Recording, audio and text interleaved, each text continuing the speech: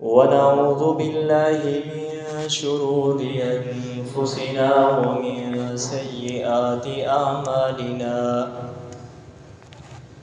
من يهده الله فلا مضل له ومن يضلله فلا هادي له.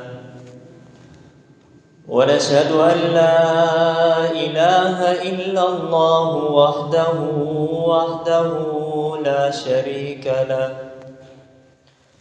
ونشهد أن سيدنا ومولانا محمدًا عبده ورسوله، أرسله بالحق بشيرا ونذيرا وداعيا إلى الله بإذنه وسراجا منيرا.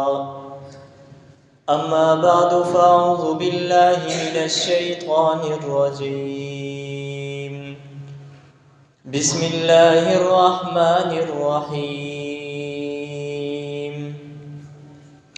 ألف لام ميم. ذلك الكتاب لا ريب فيه هدى للمتقين الذين يؤمنون بالغيب ويقيمون الصلاة ومما رزقناهم ينفقون. صدق الله العظيم وصدق رسوله النبي الكريم، ونحن على ذلك لمن الشاهدين والشاكرين والحمد لله رب العالمين. سب ساتھی عقیدت اور محبت کے ساتھ درود پاک پڑھ لیں. اللہم صل علی محمد وعلی آل محمد كما صليت على إبراهيم وعلى آل إبراهيم إنك حميد مجيد. اللهم بارك على محمد وعلى آل محمد كما باركت على إبراهيم وعلى آل إبراهيم إنك حميد مجيد. انتہائی واجب الاحترام بھائیوں، دوستوں اور بزرگوں، اللہ تبارک و تعالیٰ کا لاکھ لاکھ شکر ہے کہ اللہ تبارک و تعالیٰ نے ہم سب کو اپنے گھر کے اندر آنے کی توفیق عطا فرمائی ہے، اور اللہ تبارک و تعالیٰ کی بارگاہ میں دعا ہے اور التجا ہے کہ اللہ تبارک و تعالیٰ میری اور آپ کی اس حاضری کو اپنی دربار میں قبول و منظور فرمائے. محترم دوستو، آج کے اس جمعۃ المبارک کے خطبے میں نماز کی اہمیت کے بارے میں بیان کیا جائے گا. تو اللہ تبارک و تعالیٰ سے دعا ہے اللہ تبارک و تعالیٰ صحیح مفہوم بیان کرنے کی توفیق عطا فرمائے اور ہم سب کو سن سمجھ کر اور اس پر عمل کرنے کی توفیق عطا فرمائے. محترم دوستو، انسان کی زندگی میں سب سے پہلی بات یہ ہے کہ آدمی جب ایمان لاتا ہے، اس کے بعد جو سب سے افضل عبادت ہے، سب سے اہم عبادت ہے ایمان لانے کے بعد، وہ نماز ہے. جب آدمی ایمان نہیں لاتا تو اس پر یہ چیزیں فرض نہیں ہوتی. آپ دیکھیں کافر ہیں، ان پر نہ نماز فرض ہے نہ روزہ فرض ہے، یہ چیزیں ان پر فرض نہیں.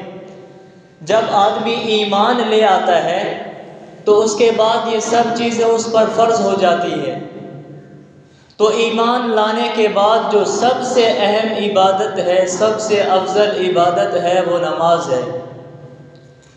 اللہ تبارک و تعالی نے قرآن مجید کے اندر جہاں پر ایمان کا تذکرہ فرمایا تو اس کے ساتھ ساتھ ہی نماز کا ذکر فرما دیا. تو آپ دیکھیں کہ سورۃ بقرہ کی ابتدائی آیاتیں ہیں تو اللہ تبارک و تعالی نے فرمایا کہ ھدی للمتقین، کامیاب ہوں گے متقین. فرمایا متقین کون ہیں؟ تو اس کا تذکرہ بھی اللہ تبارک و تعالیٰ نے آگے خود بیان فرما دیا کہ الذین یؤمنون بالغیب، متقی وہ ہے، کامیاب وہ ہے جو شخص اللہ پر ایمان لاتا ہے، اس کی ذات میں، اس کی صفات میں کسی کو شریک نہیں کرتا، فرمایا یہ متقی ہے۔ اور دوسرا فرمایا وَيُقِيمُونَ الصَّلَاةَ، جو نماز قائم کرتا ہے یہ بھی متقی ہے، یہ بھی کامیاب ہے۔ تو آپ دیکھیں جہاں پر اللہ تبارک و تعالیٰ نے ایمان کا تذکرہ فرمایا تو اس کے ساتھ ساتھ ہی نماز کا بھی ذکر فرما دیا، تو بتلا دیا کہ یہ نماز کتنا اہم ہے۔ سب سے اہم یہی نماز ہے۔ ایک صحابی آئے جناب رسول اللہ صلی اللہ علیہ وسلم کے پاس اور عرض کیا کہ یا رسول اللہ صلی اللہ علیہ وسلم، آپ مجھے کوئی ایسا عمل بتائیں کہ جس کو میں کروں جنت کے اندر داخل ہو جاؤں، جہنم سے دور ہو جاؤں۔ اب صحابی کا سوال دیکھیں کہ کوئی ایسا عمل ہو کہ جس کو کرنے سے میں جنت کے اندر داخل ہو جاؤں، جہنم سے دور ہو جاؤں۔ تو جناب رسول اللہ صلی اللہ علیہ وسلم نے فرمایا کہ تو اللہ پر ایمان لے آ، اور اس کے بعد فرمایا کہ نماز کی پابندی کر۔ فرمایا کہ جب تو نماز کی پابندی کرے گا تو جنت کے اندر داخل ہو جائے گا، جہنم سے دور ہو جائے گا۔ تو دیکھیے یہ نماز کتنا اہم عبادت ہے۔ حضرت علی رضی اللہ تعالیٰ عنہ سے پوچھا گیا کہ یہ نماز کیا ہے؟ تو حضرت علی رضی اللہ تعالیٰ عنہ نے فرمایا کہ جب میرا دل چاہتا ہے، جب میں یہ سوچتا ہوں کہ میں رب سے کلام کروں، رب سے باتیں کروں، اس وقت میں قرآن پڑھتا ہوں، اور جب میرا دل یہ چاہتا ہے کہ اللہ مجھ سے کلام کرے، فرمایا کہ اس وقت میں نماز پڑھتا ہوں۔ تو گویا کہ یہ نماز رب سے کلام کرنے کا ذریعہ ہے، لیکن آج ہم تو اس کو عام سمجھتے ہیں، جب دل چاہے پڑھ لیتے ہیں، جب دل چاہے چھوڑ دیتے ہیں۔ تو اللہ تبارک و تعالیٰ نے نماز کے بارے میں بتلایا کہ ایمان لانے کے بعد جو سب سے اہم عبادت ہے وہ نماز ہے۔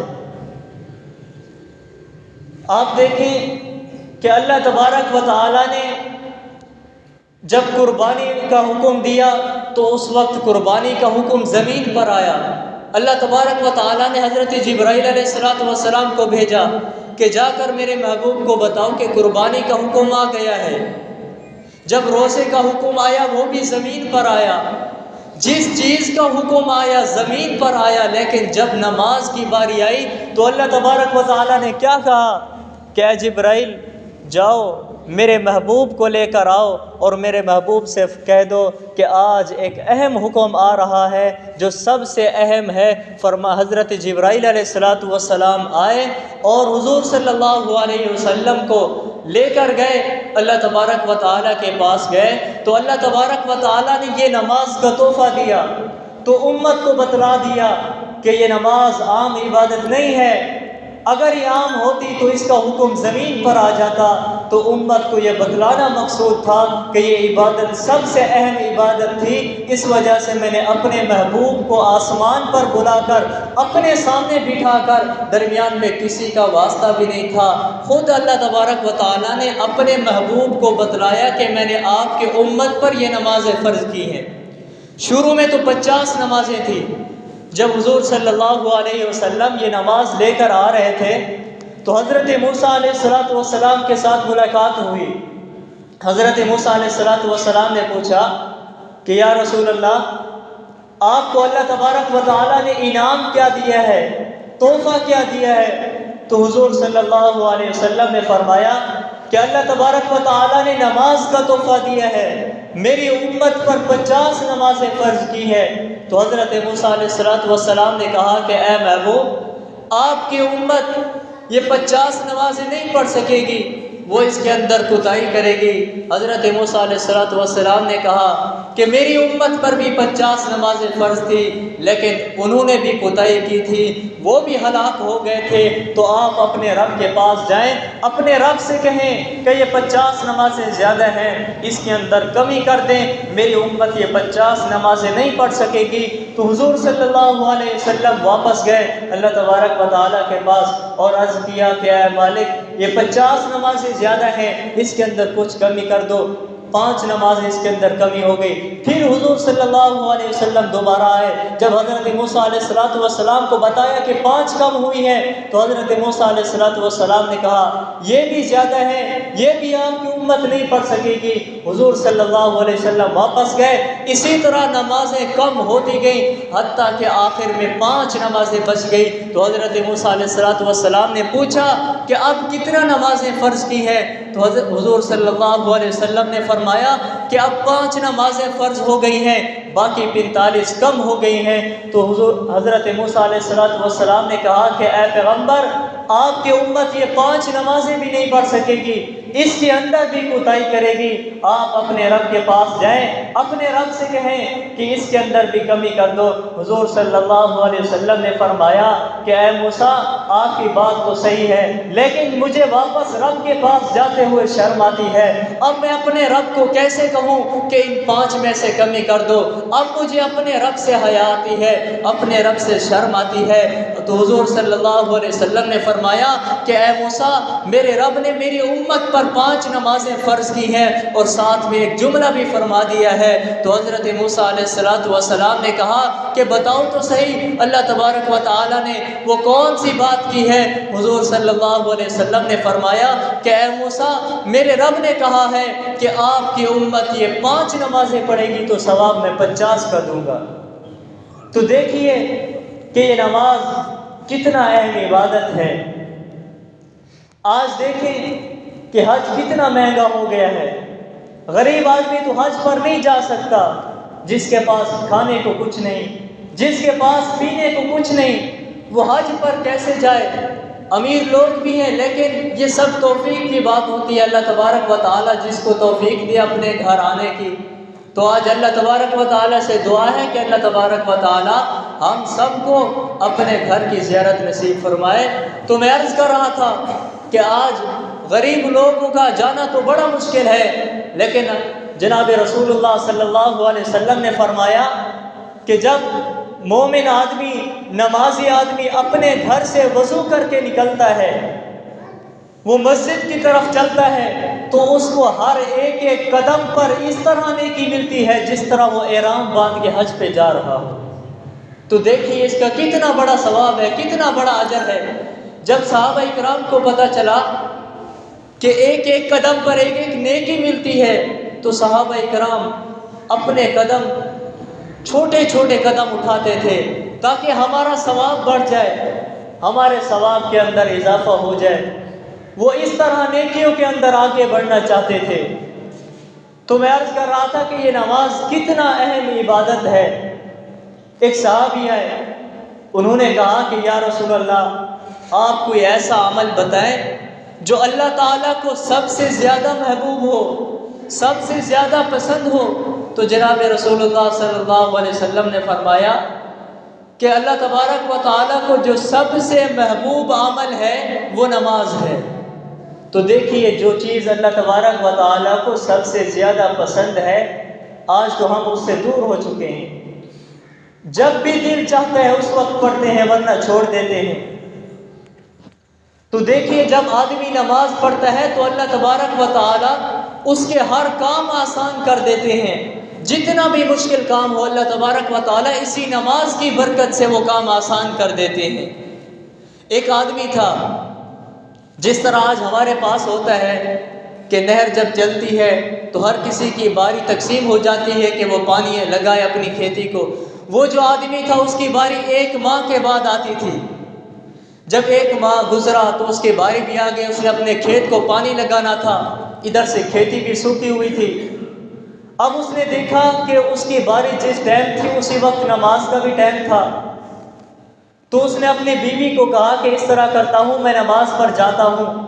تو اس کی بیوی نے کہا کہ دیکھ ادھر سے کھیتی بھی سوکھی ہوئی ہے، تو جا پانی لگا، نماز بعد میں قضا کر لینا۔ اس نے کہا نہیں، یہ رب کا حکم ہے، میں نماز نہیں چھوڑ سکتا اس کے پیچھے۔ وہ آدمی جب اپنے گھر سے باہر نکلا، مسجد بھی دور تھی، 1 گھنٹے کا سفر تھا، وہ آدمی اپنے گھر سے باہر نکلا، باہر آیا تو دیکھا جو اس کی سواری تھی اونٹ تھا، وہ بھاگ گیا تھا۔ اس کی بیوی نے دیکھا تو اس کی بیوی نے کہا کہ دیکھ تیرا اونٹ بھی غائب ہو چکا ہے، اب تو جا اونٹ کو تلاش کر، نماز بعد میں پڑھنا۔ اس نے کہا نہیں، میرا اونٹ غائب ہو گیا تو کیا ہوا، لیکن سب سے پہلے میں نماز پڑھوں گا، رب کو سجدہ کروں گا۔ وہ آدمی سیدھا گیا مسجد کی طرف، نماز پڑھی، نماز پڑھ کے جب باہر آیا دیکھا کہ سامنے اونٹ آ رہا ہے، اس کے پیچھے کتے بھی لگے ہوئے ہیں۔ وہ اونٹ سیدھا اس کی طرف آیا تو کتے پیچھے چھوڑ کر چلے گئے۔ یہ آدمی بڑا حیران ہوا، اس اونٹ کو لے کر اپنے گھر آیا تو بیوی نے دیکھا، بیوی نے پوچھا کہ تو نے نماز نہیں پڑھی، تو کہہ رہا تھا میں نماز پڑھوں گا، اونٹ کو بعد میں تلاش کروں گا۔ تو اس آدمی نے کہا میں نے نماز بھی پڑھی ہے، لیکن میں نے جو نماز پڑھی ہے رب کو سجدہ کیا ہے، اسی کی برکت سے رب نے میرا اونٹ میرے پاس واپس پہنچا دیا ہے۔ اب اس نے کہا کہ چلو میں جاتا ہوں کھیتی کی طرف۔ اس کی بیوی نے کہا کہ اب تیرا تو ٹائم بھی ختم ہو چکا ہے، اب تو کسی اور کی باری ہے۔ اس نے کہا چلو دیکھ تو آؤں۔ جب وہ کھیتی کی طرف گیا دیکھا کہ کھیتی کو پانی بھی لگا ہوا ہے۔ وہ آدمی بڑا حیران ہوا کہ اب میری کھیتی کو میں نے پانی بھی نہیں لگایا، کس نے پانی لگا دیا ہے؟ وہ آدمی وہاں پر ایک کھڑا تھا تو اس سے پوچھا کہ میری کھیتی کو پانی کس نے لگایا ہے؟ اس نے کہا کہ ایک آدمی یہاں سے گزر رہا تھا تو اس نے لگایا ہے۔ کہا کہ مجھے پتہ نہیں وہ کون آدمی تھا۔ تو یہ آدمی بڑا حیران ہوا، اس نے سوچا کہ واقعی آج میں نے رب کو سجدہ کیا ہے، میں نے رب کے حکم کو پورا کیا ہے تو رب نے میرے سب کام آسان کر دیے۔ تو فرمایا کہ آدمی جب نماز پڑھتا ہے تو اللہ تبارک و تعالیٰ اسی نماز کی برکت سے اس کے سارے کام آسان کر دیتے ہیں۔ آپ دیکھیں کہ صحابہ کرام ہیں، ان کو کتنا مشکلیں پیش آتی تھی، جتنا بھی بڑی تکلیفیں آتی تھی وہ اسی نماز کی وجہ سے اپنے مسائل حل کرواتے تھے۔ جب بھی کوئی پریشانی آتی 2 رکعت نماز نوافل پڑھتے تو ان کی پریشانیاں ختم ہو جاتی تھی، لیکن آج تو ہم نماز سے دور ہو چکے ہیں۔ فرمایا کہ جب آدمی نماز چھوڑتا ہے، نماز نہیں پڑھتا، اس کی نحوست بھی سارا دن گھر کے اندر رہتی ہے۔ آج ہم پریشان ہوتے ہیں کہ ہمارے گھروں کے اندر برکت نہیں۔ برکت کیسے آئے گی جب ہم نماز بھی نہیں پڑھیں گے؟ پھر ہمارے گھر کے اندر برکت کیسے آئے گی؟ کہتے ہیں کہ حضرت عیسیٰ علیہ السلام ایک بستی سے گزر رہے تھے تو اس بستی کے اندر حضرت عیسیٰ علیہ السلام نے پانی پیا، دیکھا کہ اس بستی کا پانی بہت میٹھا تھا۔ تو حضرت عیسیٰ علیہ السلام بڑے حیران ہوئے، اور اس بستی کے اندر پھل بھی بہت زیادہ تھے، درخت بھی بہت زیادہ تھے۔ یہ بڑے حیران ہوئے، انہوں نے سوچا کہ ضرور یہاں پر کوئی اللہ والے رہتے ہوں گے، کوئی ایسے لوگ رہتے ہوں گے جو رب کی عبادت بہت زیادہ کرتے ہوں گے۔ تو وہاں سے چلے گئے، واپس پھر جب آئے اسی بستی سے ان کا گزر ہوا، کہا کہ چلو اب یہاں سے پھر پانی پی لیتا ہوں۔ اسی بستی سے جب حضرت عیسیٰ علیہ السلام نے پانی پیا تو دیکھا کہ پانی کڑوا ہو چکا تھا۔ بڑے حیران ہوئے، اور ادھر سے جو پھل تھے وہ بھی ختم ہو چکے تھے۔ بستی کا جو خوبصورت منظر تھا وہ سارا ختم ہو چکا تھا۔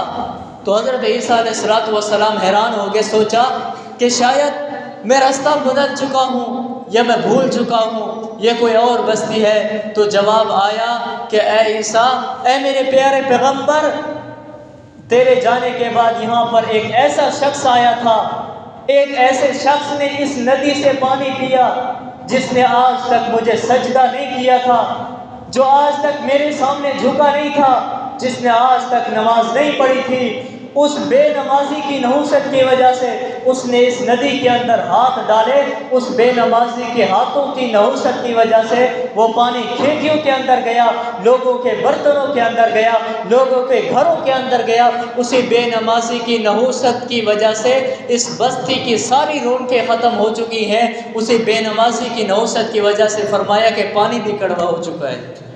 تو ہم خود اندازہ لگائیں کہ بے نمازی کی نحوست کتنا ہے۔ حضرت عمر فاروق رضی اللہ تعالیٰ عنہ کے پاس ایک عورت آئی، وہ عورت بڑی غریب تھی۔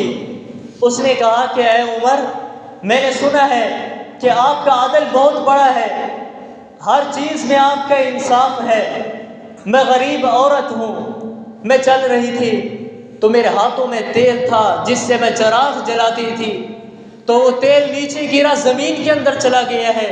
اب آپ مہربانی کریں، زمین کو حکم دے میرا یہ تیل واپس کر دے۔ تو حضرت عمر فاروق رضی اللہ تعالیٰ عنہ نے خط لکھا، اس بوڑھی عورت کو دے دیا، کہا کہ جاؤ فلاں جس زمین کے اندر تیرا تیل گیا ہے اسی جگہ پر اس خط کو رکھ دو۔ وہ عورت خط کو لے کر آئی، جس زمین پر اس کا تیل گرا تھا اسی زمین پر اس نے خط رکھ دیا، تو کچھ دیر کے بعد اسی زمین سے تیل واپس نکل آیا جتنا اس کے تیل تھا۔ اس عورت نے تیل اپنا اٹھا لیا، تو اس عورت نے سوچا کہ میں پڑھوں تو صحیح اس خط کے اندر لکھا ہوا کیا ہے۔ تو اس عورت نے جب خط کھولا، اس خط کے اندر لکھا ہوا تھا کہ اے زمین اس کا تیل واپس کر دے، اگر تو نے اس کا تیل واپس نہ کر دیا تو اسی جگہ پر میں بے نمازی کو دفن کر دوں گا۔ تو ہم خود اندازہ لگائیں کہ بے نمازی سے تو زمین بھی پناہ مانگتی ہے۔ کہتے ہیں کہ بے نمازی جو ہوتا ہے اس کے گھر کے اوپر سے پرندے بھی گزرنا گوارا نہیں کرتے کہ یہ رب کا نافرمان ہے، اس کے گھر سے ہم کیسے کوئی دانہ اٹھائیں، یہ تو رب کا نافرمان ہے، اس کے گھر کے اوپر سے ہم کیسے گزریں۔ پرندے بھی اس کے گھر کے اوپر سے گزرنا گوارا نہیں کرتے۔ تو ہم خود اندازہ لگائیں کہ بے نمازی کی نحوست کتنا ہے۔ آج کتنے لوگ ایسے ہیں جو نماز نہیں پڑھتے، جن کو فکر بھی نہیں ہے، جب بھی ہمارا دل چاہتا ہے ہم نماز پڑھتے ہیں، جب دل چاہتا ہے نماز چھوڑ دیتے ہیں۔ کبھی ہم نے سوچا بھی ہے کہ یہ سانس ہے جو چل رہا ہے، اگر یہ ختم ہو گیا تو ہم رب کو کیا جواب دیں گے۔ حضرت عبداللہ بن عباس کے بارے میں آتا ہے کہ آخری وقت میں ان کی بینائی ختم ہو چکی تھی، تو ان کو کسی نے کہا کہ آپ اپنی آنکھ کا علاج کروائیں۔ تو حضرت عبداللہ ابن عباس طبیب کے پاس گئے، تو اس طبیب نے کہا کہ آپ کی آنکھ کا علاج ہوگا لیکن آپ چند دن وضو نہیں کر سکیں گے، اپنے چہرے پر پانی نہیں ڈال سکیں گے، اور نہ ہی آپ سجدہ کر سکیں گے۔ تو حضرت عبداللہ ابن عباس نے کہا کہ اگر میں رب کو سجدہ نہیں کر سکتا، کیونکہ میں نے جناب رسول اللہ صلی اللہ علیہ وسلم سے سنا تھا کہ من ترک الصلاۃ لقی اللہ فہو علیہ غضبان، فرمایا کہ جو آدمی بے نمازی ہے، نماز چھوڑتا ہے، اگر اسی حالت میں وہ رب کے پاس پہنچ چکا تو اللہ اس پر غصے ہوں گے، اللہ بہت ناراض ہوں گے۔ فرمایا کہ پھر میں اپنی آنکھ کا علاج نہیں کرواتا تاکہ میری نماز نہ چھوٹ جائے، اگر اسی حالت میں رب کے پاس پہنچ گیا تو میں رب کو کیا جواب دوں گا۔ دیکھیے ان کے نزدیک نماز کتنا اہم تھی، اور جب جناب رسول اللہ صلی اللہ علیہ وسلم کا آخری وقت تھا تو اس وقت بھی جناب رسول اللہ صلی اللہ علیہ وسلم کی زبان پر یہی جملے تھے کہ الصلاۃ الصلاۃ، نماز نہ چھوڑنا۔ امت کو بتلا دیا کہ یہ نماز کتنا اہم ہے، آخری وقت میں بھی نماز کا حکم دیا۔ ہم دیکھیں کہ قرآن مجید کے اندر اللہ تبارک و تعالیٰ نے 700 بار نماز کا حکم دیا، اس کے بعد بھی ہم غافل ہیں۔ اس کے بعد بھی روزانہ اللہ تبارک و تعالیٰ ایک آدمی کو چنتے ہیں، ایک آدمی کو منتخب فرماتے ہیں، پھر وہ اعلان کرتا ہے کہ لوگوں آؤ نماز کی طرف، پھر وہ اعلان کرتا ہے، ہمیں دوبارہ بلاتا ہے ہمیں غفلت سے نکالنے کے لیے۔ ہم تو غفلت میں پڑے ہوئے ہوتے ہیں۔ ہم دیکھیں کہ شریعت کے اندر روزے کا حکم ہے، روزہ فرض ہے، لیکن بلانے کا حکم نہیں ہے۔ نماز بھی ہمارے اوپر فرض ہے، لیکن پھر بھی اللہ تبارک و تعالیٰ نے حکم دیا کہ جب اس کا وقت ہو جائے، ایک آدمی کھڑا ہوتا ہے، پھر وہ لوگوں کو بلاتا ہے تاکہ لوگ غفلت میں پڑے ہوئے ہیں اس غفلت سے باہر نکل کر مسجد میں آئیں۔ پھر بھی ہم نماز چھوڑ دیتے ہیں۔ ہم سوچیں کہ اللہ غصے نہیں ہوتے ہوں گے۔ آج اگر ہم اپنے بیٹے کو کہیں یا کوئی سردار اپنے ملازم کو کوئی کام کہے، ایک بار کہے وہ نہ کرے، دوسری بار اس کو بلا کر کتنا غصے ہوتے ہیں۔ تو ہم بھی سوچے اللہ نے قرآن میں 700 بار ہمیں نماز کا حکم دیا، اس کے بعد بھی روزانہ جب بھی نماز کا وقت ہوتا ہے پھر مؤذن ہمیں بلاتا ہے، پھر بھی ہم مسجد میں نہ آئے تو اللہ کو کتنا غصہ آتا ہوگا ہم پر۔ پھر بھی ہم اس کے بعد نماز نہیں پڑھتے، رب کی طرف نہیں آتے۔ ہم سوچے تو صحیح، یہ ایک سانس ہے، جب یہ سانس ختم ہو گیا، اگر ہم نے کوئی نماز چھوڑ دیا، ہم اس حال میں رب کے پاس گئے تو رب کو کیا جواب دیں گے؟ کہتے ہیں نا کہ یہ سانس ہے تو چانس ہے، جب یہ سانس ختم ہو گیا تو یہ چانس بھی ختم ہو گیا جائے گا۔ وہ ایک آدمی تھا بوڑھا آدمی تھا، ایک پارک کے اندر بیٹھا تھا، دیکھا کہ اذان کا وقت ہوا، مؤذن نے اذان دی، تو وہ آدمی دیکھ رہا تھا کہ آج میں دیکھتا ہوں روز لوگ مسجد کی طرف کتنا آتے ہیں۔ وہ پارک کی مسجد تھی، بڑی مسجد تھی، بہت رش تھا اس کے اندر، بہت سے لوگ بھی آئے ہوئے تھے۔ وہ بوڑھا آدمی اب دیکھ رہا ہے جب نماز کا وقت ہوا، ایک امام ہے اور دوسرا مقتدی وہی مؤذن ہے جس نے اذان دی ہے، یہ دو آدمی نماز پڑھ رہے ہیں۔ ہزاروں کی تعداد میں لوگ اس پارک کے اندر آئے ہوئے تھے، لیکن کسی کو توفیق یہ نہ ہوئی کہ وہ آدمی نماز پر آئے۔ وہ بوڑھا آدمی جو بیٹھا تھا اس کی آنکھوں میں آنسو آ گئے، رونے لگا۔ لوگ اس کی طرف آئے، کہا کہ تو بتا تو صحیح، تجھے کیا پریشانی ہے، تجھے کیا تکلیف ہے، تو کیوں رو رہا ہے؟ اس نے کہا نہیں، بس آپ مجھے چھوڑ دیں، آپ یہاں سے چلے جائیں۔ تو وہ بوڑھا آدمی شام جب ہوئی اپنے گھر گیا، جب دوسرا دن آیا پھر وہ آدمی سیدھا چلا گیا۔ اب لوگ بھی حیران ہیں، پریشان ہیں کہ کل یہاں پر ایک آدمی بیٹھا ہوا تھا، بڑا رو رہا تھا بھی بوڑھا آدمی، ہم دیکھتے ہیں اس کو کیا پریشانی ہے۔ اگر اس کی کوئی پریشانی ہے، اس کو کسی چیز کی ٹینشن ہے تو ہم اس کی پریشانی دور کر دیتے ہیں۔ اب آدمی اس کو تلاش کر رہے ہیں، وہ آدمی کہیں مل بھی نہیں رہا۔ چلتے چلتے دیکھا ایک قبرستان کے اندر وہ آدمی بیٹھا ہے۔ لوگ حیران ہو گئے کہ قبرستان کے اندر کیوں بیٹھا ہے۔ آج اس کو دیکھتے ہیں کہ قبرستان کے اندر یہ آدمی کرتا کیا ہے، آج ہم اس کو دیکھیں گے۔ دیکھا کہ جب اذان ہوئی، جب بھی اذان شروع ہوئی تو اس بوڑھے آدمی کی آنکھوں سے آنسو آ گئے، رونے لگا۔ لوگ اس کے پاس آ گئے، کہا کہ تو بتا تو صحیح کیا بات ہے، کل پارک کے اندر بیٹھا تھا، وہاں پر بھی جب نماز کا ٹائم ہوا تھا تو رو رہا تھا، آج بھی نماز کا ٹائم ہوا ہے پھر تو رو رہا ہے، بات کیا ہے؟ اس نے کہا کہ اصل بات یہ ہے، کل میں پارک کے اندر اس وجہ سے بیٹھ کے رو رہا تھا کہ رب ان کو اپنی طرف بلا رہا تھا لیکن وہ رب کی طرف نہیں آ رہے تھے۔ آج میں قبرستان کے اندر بیٹھ کے اس وجہ سے رو رہا ہوں، آج یہ قبر والے رب کو تو پکار رہے ہیں لیکن رب ان کو جواب نہیں دے رہا۔ تو اس وجہ سے ہم سوچیں، آج ہم زندہ ہیں، آج زندگی ہے، ہم اپنے آپ کو نمازی بنائیں، ہم کوشش یہی کریں ہماری کوئی نماز نہ چھوٹے، ہم خود بھی کوشش کریں، اپنے دوستوں کو بھی نمازوں کی طرف بلائیں۔ کہتے ہیں کہ آپ محبت اس سے کریں جو آپ کو رب کے قریب لے جائے، اپنا دوست بھی وہی بنائیں جو آپ کو نیکی کا عادی بنائے، وہ دوست نہ بنائے جو آپ کو گناہوں کی طرف لے جائے۔ آپ کے دوست بھی ایسے ہونے چاہیے جو آپ کی ایک نماز چھوٹ جائے وہ آپ سے ناراض ہو، یہ نہیں کہ آپ کی دنیا کی ترقی کروائیں۔ آج ہم یہ سوچتے ہیں جب ہم نماز چھوڑتے ہم کہتے ہیں کہ ہم نے نماز نہیں پڑھی، ہم یہ نہ سوچیں ہم نے نماز نہیں پڑھی، بلکہ ہم یہ سوچیں کہ رب نے ہمیں اپنے گھر آنے نہیں دیا۔ کہتے ہیں کہ جب آدمی سے اللہ تبارک و تعالیٰ ناراض ہوتے ہیں تو سب سے پہلے اللہ تبارک و تعالیٰ اس سے سجدے کی توفیق چھین لیتے ہیں، اسے اپنے گھر کے اندر آنے نہیں دیتے۔ اللہ تبارک و تعالیٰ کے ناراضگی کی، غصہ ہونے کی بڑی نشانی یہی ہے کہ اللہ تبارک و تعالیٰ اس سے سجدے کی توفیق چھین لیتے ہیں۔ وہ ایک آدمی تھا، ایک بادشاہ نے اس کو کہا کہ آپ میرے ساتھ سفر پر چلو، تو اس بادشاہ نے پوچھا کہ آپ میرے ساتھ سفر تو کریں گے لیکن آپ کی خواہش کیا ہے، آپ اپنی خواہش بھی بتا دو۔ تو اس غلام نے کہا کہ میری خواہش کوئی اور تو نہیں ہے، صرف میری ایک خواہش ہے، اس کو پورا کر دینا۔ کہا کہ جب نماز کا ٹائم ہوگا وہاں پر ہم رکیں گے، میں نماز پڑھوں گا پھر ہم آگے چلیں گے۔ تو اس بادشاہ نے کہا ٹھیک ہے ہم چلتے ہیں۔ جب انہوں نے سفر شروع کیا، راستے میں نماز کا ٹائم ہوا تو اس غلام نے کہا کہ یہاں پر رک جاؤ، آپ یہاں پر ٹھہر جائیں، میں نماز پڑھ کے پھر واپس آتا ہوں، پھر ہم سفر شروع کریں گے۔ تو وہ غلام گیا مسجد کی طرف، اس نے نماز شروع کی، نماز پڑھ کے وہ وہاں پر بیٹھ گیا۔ بادشاہ بھی انتظار کر رہا ہے کہ سب لوگ تو چلے گئے ہیں، میرا غلام کیوں نہیں آ رہا۔ وہ اپنی سواری سے نیچے اترا، مسجد کے باہر آیا، اس نے غلام کو آواز لگائی لیکن غلام نے اس کی بات بھی نہ سنی۔ پھر اس نے اپنے غلام کو گالیاں دے دی۔